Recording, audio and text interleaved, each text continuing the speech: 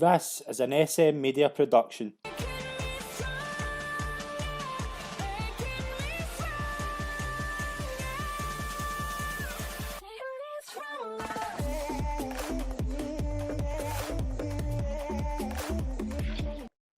Hi everyone and welcome to this week's episode of All Time 11 right here on SM Media. I'm Scott McPike, delighted to be your host again. I'm joined this week by the former Rangers player as well as a former Dunfermline and Partick Thistle player, as well as one of the stars of the hit BBC show Blue Heaven, Jordan McMillan. Jordan, how are you doing, mate? Thanks very much for coming on. It's a pleasure to have you. Thanks for having me, Scott. All good, mate. All good. Blue Heaven, eh? A long time ago, that. Must have been the days then.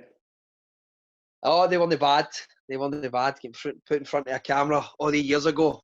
Trying to talk polite and all that at a young age. It wasn't easy, I'll tell you. Brilliant. How you been? You good? Good, mate. Good. I'm actually in the process of immigrating to Canada, Scott. Right. Okay. Very good. That's the plan. So, I've been there before. I played indoor football and I done a bit of coaching over there just about a year and a half ago. Right. I've got family there, so finished my A licence now.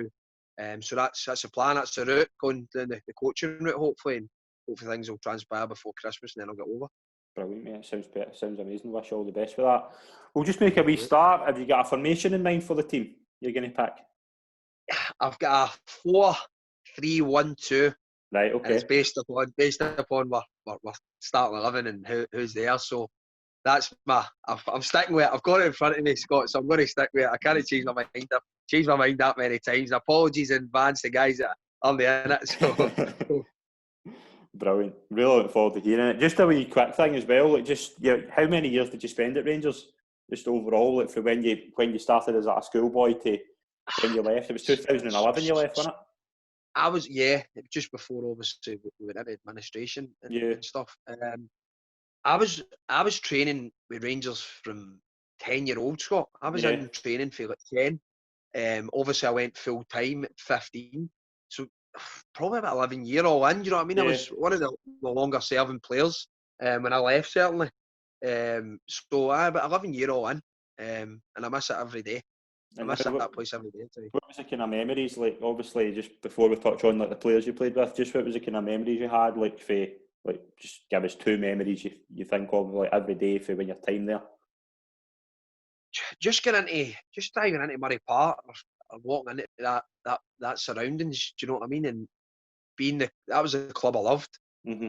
You were kind of living the dream as such, do you know what I mean? Getting in there every day to work, and looking back, I didn't appreciate it probably as much as I should. It was still a job at the end of the day. I was still a kid, a wee guy for Springburn, do you know what I mean? And then all of a sudden, I'm involved with, the club that I loved and my family loved. So that was invaluable to me, do you know what I mean? That's incredible. That's what dreams are made of, things like that. So, and again, working with some of the coaches I worked with, proper legends, do you know what I mean? Guys like Ian Durrant, Alan McCoy, Walter Smith, John Brown.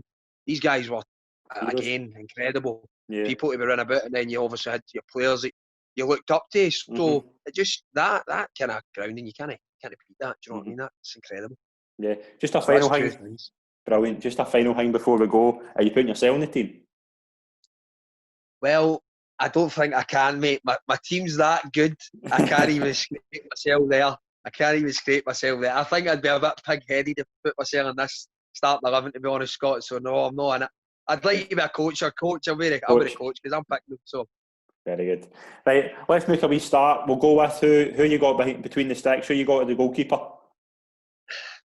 For me, the best ever goalie that's worked and been at Glasgow Rangers is Al McGregor. There's no two ways about it. And I need to stop there and pause, because I say I've took a long time to think about this. I didn't play with Griggsy a lot. Right. But I appreciated him. He came through the youth ranks, and he was obviously somebody I looked up to, and still to this day I look up to him for that reason, because he was so good and a great top guy as well. But I played with a guy in Paul Gallagher at Dunfermline, and it's unfortunate that McGregor was so good, because I tell you what, again, similar to McGregor's talents, just a real top man, but a real winner. Paul Gallagher was, and a real friend in me. Yeah. He was an experienced goalkeeper, but a real winner Mm-hmm. on and off the park. He was a gentleman actually off the park. He was nasty when he had to be on the park, but a real top guy. But I'm afraid a gal's just been picked with the top man McGregor, so that's unfortunate. See, when McGregor was coming through, like, obviously, like, it was probably Paul Le Guen that gave him his start, like his big break there. But could you see, like, maybe when you were coming through, like, just how good he was as a shot stopper? Yeah, I think McGregor, in my opinion, has got better as he's got older. Yeah, I think that when he was well, young, yeah. he had all the attributes, 100%. He had all the attributes, of course. But I think playing, and it obviously he's been abroad, etc. And I see him now, and I think he's a complete goalkeeper. I see that way. I don't see that way. It's not an easy thing to say, being that he, in my opinion, is the best ever Rangers goalkeeper that I've seen, certainly. And I've seen Stefan Klos. Obviously, I watched the goalie, Gorham, as well, which everybody says was the best. And I love Andy Gorham as well. I'm not taking that away from him. But I just think McGregor is the pinnacle of the goalkeepers for Ibrox, definitely, in my opinion. Mm-hmm. And just before, like, we move on to your next player, like, what's your all-time favourite Alan McGregor save? I think the one in the UEFA Cup, was it Werder Bremen or was it Wolfsburg? Werder Bremen. Was it Werder Bremen? Yeah. That to me was ridiculous. That should go down in history as one of these saves that you'll probably never see again. You know what I mean? But I say just his mannerism. He makes, I think personally, he makes hard saves look easy sometimes. He doesn't get that credit. I think he pulls it once every few weeks when we get a tough game. He pulls it a top, and he's one of the guys as well. Even the easier saves, he makes them. Yeah. I mean, you see goalies in England, top goalies like David De Gea's and these guys, they don't make them. And they're going for 60 million, 70 million. That's invaluable to teams. If you're a top team, there be chances that the small teams get against you. You need to make the easy saves. And I think he does that 9 times out of 10. And I think it saves the club huge amounts of points. I don't think you get enough credit. Goalkeepers, I think you need to be mad to be one, personally, but he certainly is that. So, and I think he's invaluable to going forward with the club. Certainly now, anyway. Totally agree. I would say he was one of the best in my lifetime as well. Like, right, we'll move on to right back. Who we got in the right back position? I've got the Scottish Cafu, Mr. Alan Hutton. An easy one for me, Scott, in regards. He was obviously above me in the youths. A real presence, a big athletic boy. And obviously he got that big move, which at the time was nobody could grumble about. Yeah, he was absolutely outstanding that season, incredible actually. And watching him was something else. I mean, you see him on the TV, and you watch them at Ibrox, it was different. But to see him first hand in full flow at training and games was something else. And I say it was somebody I looked up to. At a young age, I didn't really play fullback. I always played kind of defence anyway, but I was never going to cut it right away as a fullback because I played midfield and I was falling back. But certainly watching him, and again, he was quite adaptable as well. He was probably could play centre half comfortably, which he did in a lot of reserve games. I remember being young, but again, big, strong, athletic, aggressive. Just he went through the gears like nobody's business. You know what I mean? Up in that park, so he was a kind of easy one to come in there. I would say as well, like, from when that's the first half of that season, the Manchester season, as I always call it, he was one of the best right backs in British football at that point. Just his determination, he was outstanding. I thought he was outstanding. I think at the time, personally, when it was Wandy Ramos that signed him, the guy came for Sevilla. Am I right in saying that? It would have been, yeah, that's right. And that Sevilla team I think they had just done back-to-back UEFA Cups or something. So that guy was no fool. And I think at that time, Hutz was probably one of the best right backs in Europe.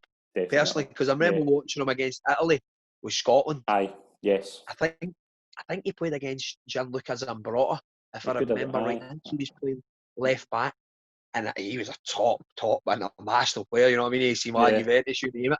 And I remember Hutz absolutely lacing him for pace and power, and going, "Wow!"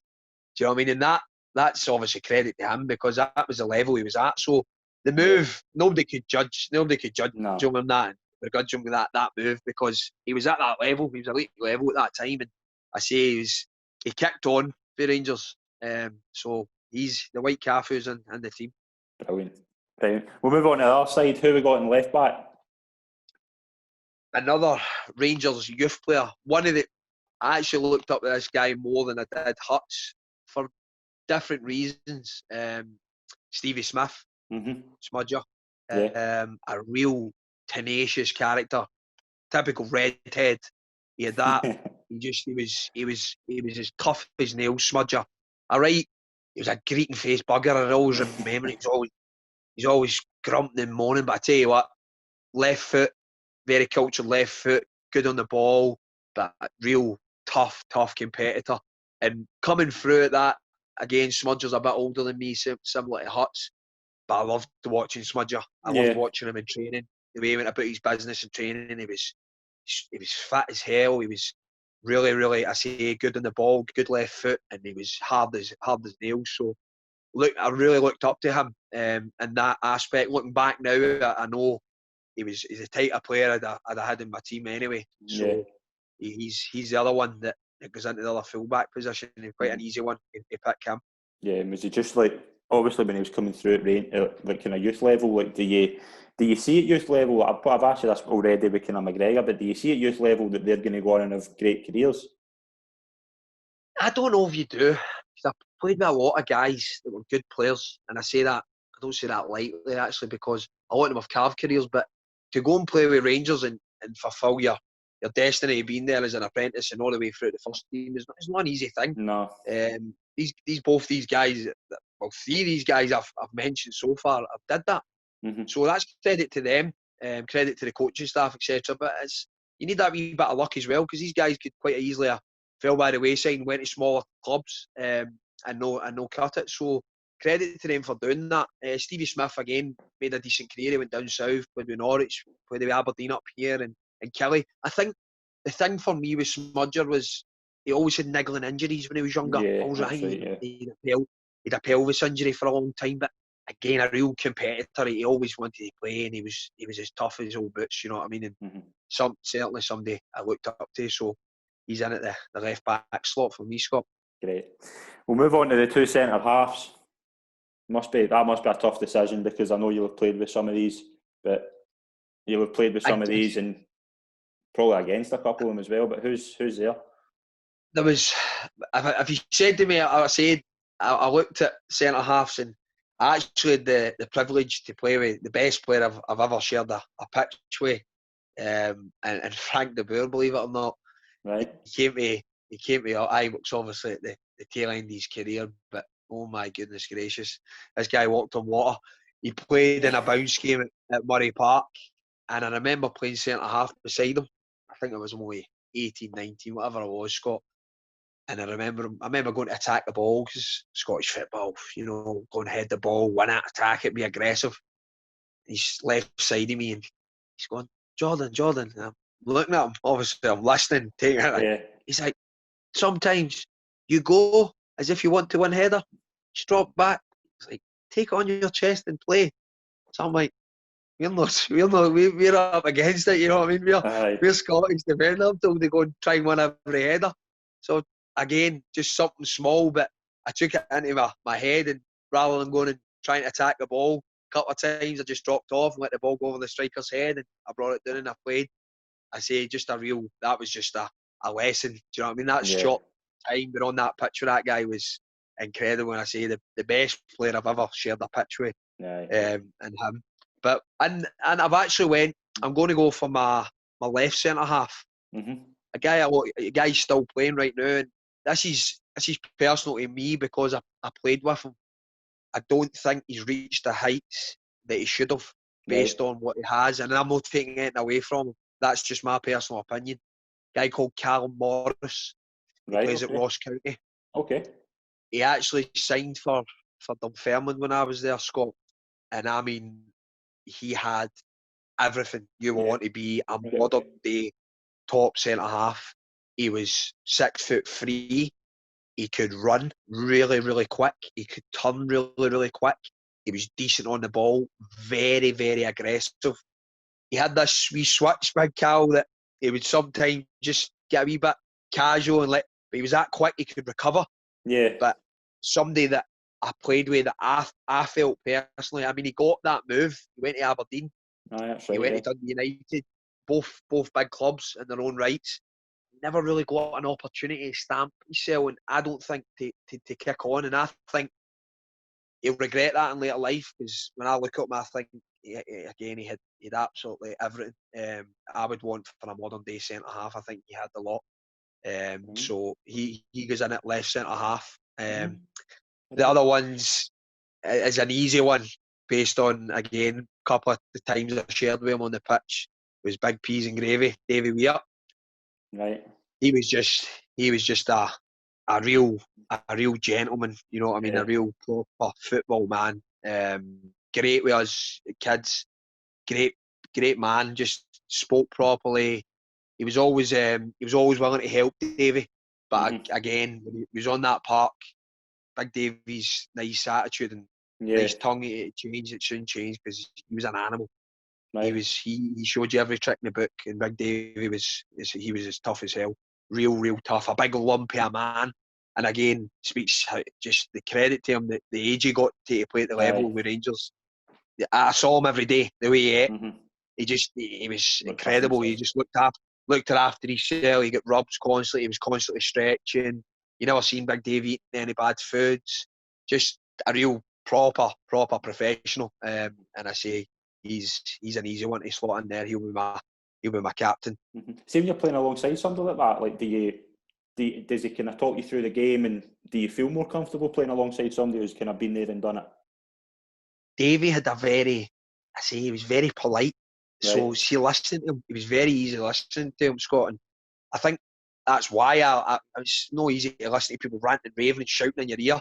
Yeah. I can say that because that was me, you know what I mean? Everybody will laugh, he's a hypocrite, that was Jordan, you know what I mean? But I just mean, it was so easy to listen to, and then the way he went about his business, he done everything by the book.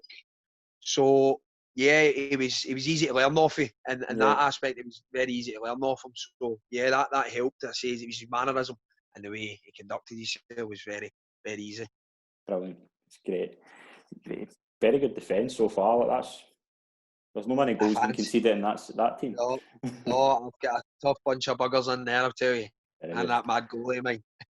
Very good. We'll move on to the midfield. Who you got in the first position? I've got a midfield. I've got a tight three in midfield. I'm going to go with the one centre of that three, and that is Captain Marvel, my hero, Barry Ferguson. A no-brainer.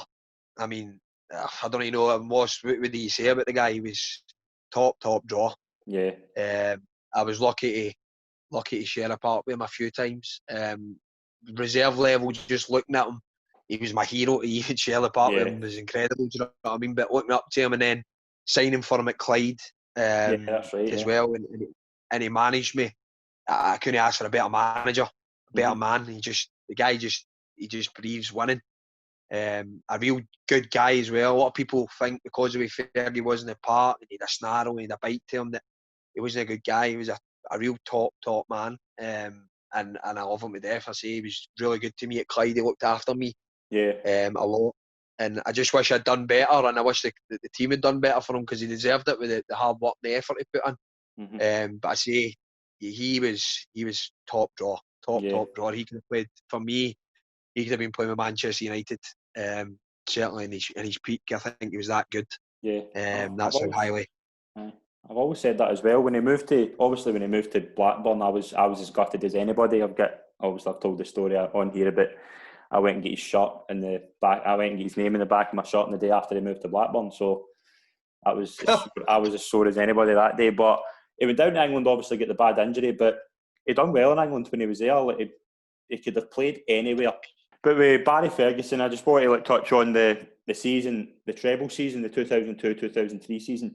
I would say it was as good a performance of a Rangers player during a season as you'll see. Just the season he got a bit forward, it was just so much, just amazing that season. Obviously, get the big move to Blackburn. Did you? I think he got a lot of unnecessary stick when Barry was playing with Claudio Reyna, Tugai, Giovanni Van Bronckhorst, Ronald de Boer. He was captain of that. Arthur Newman, Fernando, God rest him. They gave him a hard time with this guy that wanted to play back. But I used to think, I'm watching it from a football point of view, I used to think, how many times does this guy give the ball away? People moan about, I mean, Neil Lennon made a career at doing that. No moving and just keeping the ball. And Barry was, I get it, because he had that in his locker. Then I you had to nail the head. I think we noticed that season as well. Yeah, that was more because the players at that time, he was probably predominantly more the sitting midfield player that was allowed to do that. When you had players that would go forward, as he obviously progressed and these guys moved on and he became the different player, he had that in his locker. You saw that. He scored goals, free kicks, penalties, you name it. So I think he was an all-round midfielder. And that's credit to his ability and how good it was. He was fantastic. But we hear the reputation he's got of the moaner in the park. But you've just said there something I've thought for years, that a good guy off the park. Like obviously you had the pleasure of kind of been under him at Clyde, but just a really nice guy, like just a good manager. Do you think he'll do a bit? Do you think he'll go on to a bigger club? I think my personal opinion is when he was at Clyde, it was too low level for him. Right. I think and that's no disrespect to the league or to Clyde. I just think for where he came from and what he has to offer to the game, I don't think he should have started there. And I get it. Want to carve out a career low down and work your way up. I get that. I totally understand that. I just don't see why somebody in the SPFL never gave him a shot, knowing what he brings, personally. So I think it's going to be difficult for him certainly to progress for Lowland League. I think he will. I think Keltier, he's brought in a lot of good players there. Yeah. And I think he'll win something there, and I think he'll do okay. But the next level to that is only back where he came from at League Two. Aye. So I think it's going to be a big ask. Personally, I think he should be managing and coaching at a higher level, certainly full time, because he deserves that with the work and the effort he puts in. Yeah, definitely. We'll move on to the left side of the midfield. Who we got there? I've got, to the right of him, I've got young James McCarthy. Right, okay. I played with at Hamilton, Accies, when he was I was 19, 20 when I was there on loan. Scott and James was only 17, 18, but he was a talent. Tremendous. A real talent.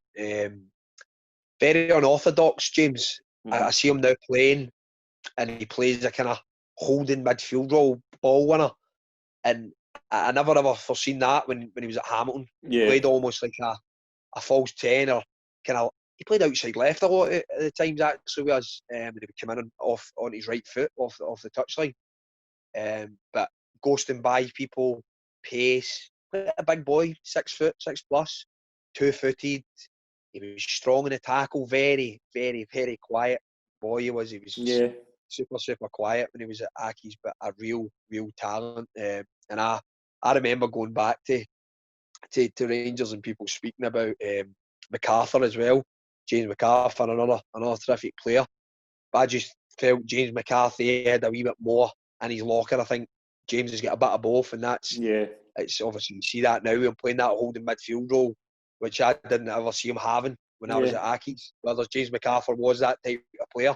You see the two of them at Palace now, and they're really good together. They work in a good partnership. But McCarthy was a terrific talent, and that's why he did so well in the Premier League in England. So he's my right of the three, Scott. Brilliant. Who have we got the other side? The left of the three is another guy I worked with at Rangers. I've actually made my debut with him that night at Dundee. We were talking about Kevin Thompson. Okay. I love Tomo as a guy, again, a terrific man, great player as well. But I really appreciated him as a player because the way he played, he went about his business, quite similar to his smudger again, no nonsense. Yeah. He was a tough competitor, but Tomo was a lot better football player than he got credit for, and I'm surprised he never made many more caps. I don't know how many caps Tomo had with Scotland, but I don't know why he never, certainly he was playing at Rangers, how he never got into Scotland setup, because a real talent. unfortunate with injuries. I know Tom would say the same if you asked him. He was unfortunate with injuries. He had a lot of niggling injuries and a few bad ones as well. But again, another one I really appreciated in terms of watching him. The way about his business, no nonsense, kept the ball, and he had a real drive to push the team on. With it being loud and like Barry was more a motivator and he was shouting demand. Tom wasn't that type. Tom would just lay it on somebody with a good tackle or a good pass, and he had that in him. So he slots into my left of the three. Brilliant. And who's playing in front of them? One of my best mates actually, wee SpongeBob Squarehead, John Fleck. Right, okay. He's in there again. I'm probably doing him injustice now because he probably doesn't play that number 10 role now. No, but he did. He must have. He would have. Certainly it was certainly where I remember him, and he exploded onto the scene with this wee redhead that looked like he was too old. You know what I mean? He had muscles upon muscles at 14 and 15-year-olds. You know what I mean? He played like a man, John. Yeah. Again, just at his age, it was incredible to watch the way he could strike a ball and the way he would push guys off the park. He was 15, 16 when he was playing with us in under 19s, and he really used to take the game with a scuff of the neck. Yeah. And you looked at him sometimes to do something, because he had that in his locker. He could take the ball for 25, 30 yards and smash it in. He was that good. And again, credit to him at the level he's at now with Sheffield United. Mm-hmm. Obviously, when he was coming through, he was young, but there was kind of a lot of pressure on him when he was coming through, just because of the reputation he had and things like that. Like, do you think that kind of hindered him at Rangers a bit? Because just when you've got that, you're coming through at a club like Rangers, and he's got that extra bit of pressure. I think it was unnecessary, because I remember reading an article, and I still say this to him, obviously, about Wayne Rooney comparisons. Aye. At that time, Wayne Rooney was a sensation. Aye. Do you know what I mean? And John was still playing youth football. Yeah. And yet the tabloids up here were, the next Wayne Rooney. Mm-hmm. He was still 15, 16-year-old kid. Now, I get it. That comes with up here, and it's smaller, and it was granted because he was a talent, but it certainly didn't help him, a young kid for Yoka, and all this expectation on his shoulders. Do you know what I mean? To compare to a guy like Wayne Rooney. Yeah. But I think if you asked John that as well, I don't think he fulfilled his potential at Rangers. And in my opinion, I think he was played out of position. I think playing outside left, he was never an outside left. Right. Okay. He was never blessed with great blistering pace. So he played in a 4 in left midfield. I think you need to have a wee bit. John's not exactly a tricky winger type anyway. He's a ball retainer. He keeps the ball, and he makes good passes. And I think you see that now, the way he plays. He plays that holding midfield role, and he's great at it. He's kicked on at Sheffield United, hasn't he? He's been terrific there. Yeah. To see him playing that position, I would never have seen that. No, my dad's actually been down to a few of his games, Scott, and he says that. He says the fans adore him. Yeah. They love him. Just the wee guy he is, and he's very, very quiet, John, but he goes about his business quietly, and just he's effective. You see that in his performances. Yeah. But I say I've put him in that number 10 role because that's where I remember him, and that's where he broke in. So he's in that number 10 role for my team. Brilliant. And there's 2 strikers. Who we got in the striker positions? My two strikers. One, a guy again I played with youth level, and a real top goal scorer, Ross McCormack. Yeah. Mm-hmm. A lot of guys don't appreciate Ross, but when I actually looked at this not that long ago. I was actually talking to him, and I looked at it. He's one of the top 5 in the Championship all-time goal scorers. Yeah. Mm-hmm. And that speaks credit for him. Definitely. Do you know what I mean? That tells you.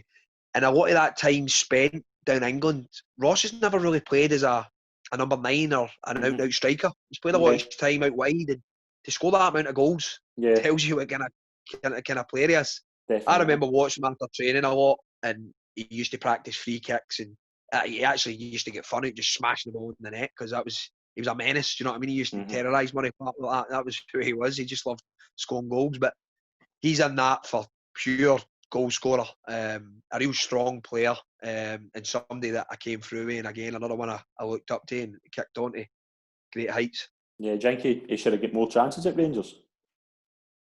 I think, again, going back to the times, obviously, that people came through, he was probably up against it with the players that were there. That was Aye. probably wrong timing, just wrong Yeah. timing. See, Yeah. there's no coincidence he went down south and did so well with the clubs and the transfer fees that were spent on him. Definitely, That's yeah. why he did that. Mm-hmm. So that's not by fluke, Scott. There's not that many teams get it wrong, buying you for £10 million and £12 million. So he could have kicked on at Rangers. One reason or another, it never happened. But credit to him, he went down south and did really, really well and carved himself a good career. Brilliant. And who's partnering him? Who's up front alongside him? One of probably the hardest player I've played against, Nikita Jelavic. Right, okay. One of the ones I really... Nikita was quite unorthodox again as well. He didn't look much, wasn't he? Overly big and strong, but man, he was strong. I tell you, when he played against you, he was strong. Yeah. He could roll people.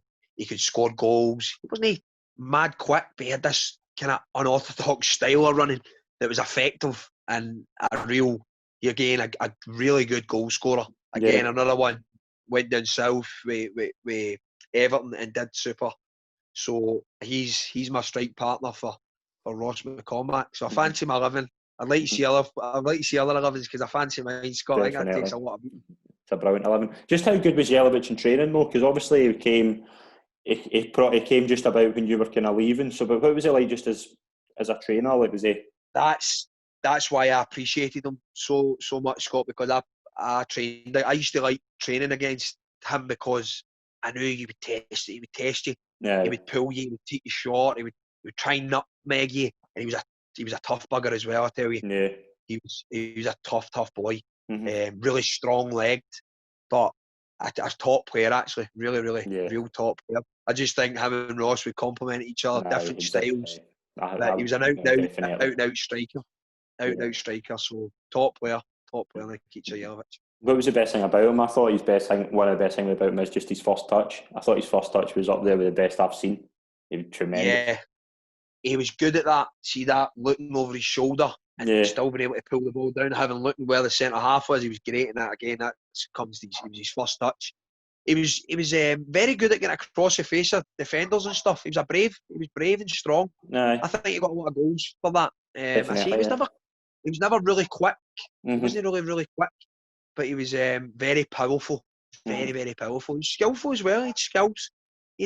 He would throw in the old step over that here and there.